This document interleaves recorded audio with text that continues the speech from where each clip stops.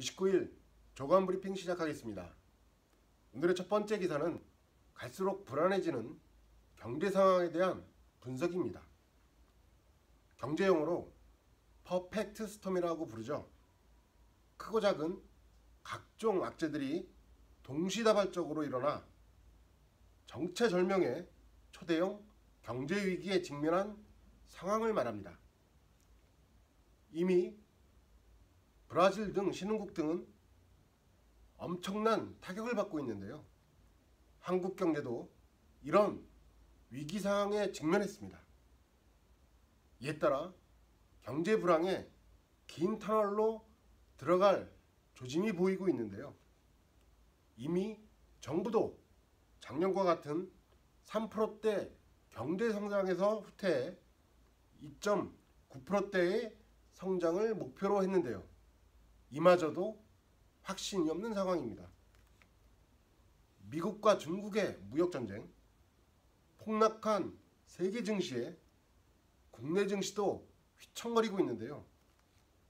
증시 폭락으로 10월에만 국내 증시에서 시가총액이 260조 원 넘게 증발했습니다. 검은 10월의 여파로 코스피 2000선마저 붕괴될 것이라는 우려도 나오고 있습니다. 우리의 주력 산업인 제조업의 위기 속에서 반도체 분야도 위태롭긴 마찬가지입니다. 자동차 시장도 부품업체들이 지금의 경제 불황을 견디지 못해 아우성을 치고 있는 상황이고요. 소비시장은 물론 일찌감치 얼어붙었습니다. 다급해진 정부는 연말까지 각종 대책 마련에 나섰습니다. 다음 달 콘텐츠 산업 진흥 종합대책과 유통기업 지원제도 개편 방안이 나옵니다. 12월에는 공유경제 활성화 방안, 자영업 혁신 종합대책, 관광산업 진흥 및 활성화 대책 등 여러 대책들을 연이어 발표할 예정인데요. 그러나 이런 대책에도 불구하고 현재 위기를 극복할 수 있을지는 불안하기만 합니다. 어제 OECD에서 보고서가 나왔는데요. 지난 8월 한국의 경기 선행지수가 전월보다 0.1포인트 떨어졌습니다. 17개월 연속으로 하락세를 이어온 것인데요. 여기에 1월부터 9월까지 반년 넘게 일을 구하지 못한 장기 실업자 수를 보면 외환위기 이후 최다치입니다. 최대 수출국인 중국 시장도 위태롭습니다. 미중 무역전쟁의 여파로 내년 중국 경제 성장률이 하락할 것으로 예측되기 때문입니다. 이에 따라 한국 경제도 동반 위기의 수렁에 빠져들고 있습니다. 다음 소식입니다. 문재인 대통령이 어제 청와대 출입기자단과 북한산 산행을 했는데요.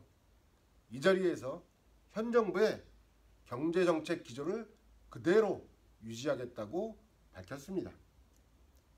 앞서 말씀드린 것처럼 한국 경제가 퍼펙트 스톰의 위기에 직면해 있는 상황인데요. 이런 상황에서도 현 정부의 소득 주도 성장을 비판하는 목소리가 커지고 있습니다. 심지어 이를 폐기해야 한다는 주장까지 나오고 있는 상황인데요. 그러나 문 대통령은 거시 경제 지표가 어떻든 간에 민생에 어려움을 덜면서 소득 주도 성장과 혁신 성장, 공정 경제 기조를 잘해 나갈 수 있도록 노력해야 한다고 밝혔습니다. 현재 경제 기조를 바꿀 생각은 전혀 없어 보이는데요. 문 대통령은 또 2차 북미 정상회담을 위한 실무 협상이 지지부진한 상황에서 한반도 평화 프로세스에 대한 강한 의지도 밝혔습니다. 문 대통령은 지금 진행되는 평화 프로세스가 절대 실패하지 않도록 기회를 살려내도록 해야 할 일이 많다. 한편으로는 북한, 한편으로는 미국과 함께 노력해야 한다고 강조했습니다. 조지 소로스 투자자가 세계적인 투자자죠. 조지 소로스가 얘기했습니다. 세계적으로 지금까지 겪지 못한 경제 위기가 닥쳐올 수 있다. 내년 전망이죠. 그러나 한국은 북한과의 관계가 원활하게 이루어지면 새롭게 경제도약이 가능하다라고 얘기한 바가 있는데요. 이렇듯 내년 한국 경제 위기와 희망이 공존하고 있는 상황입니다.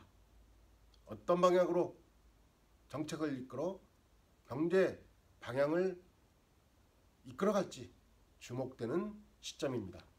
아주경제 조간 브리핑이었습니다.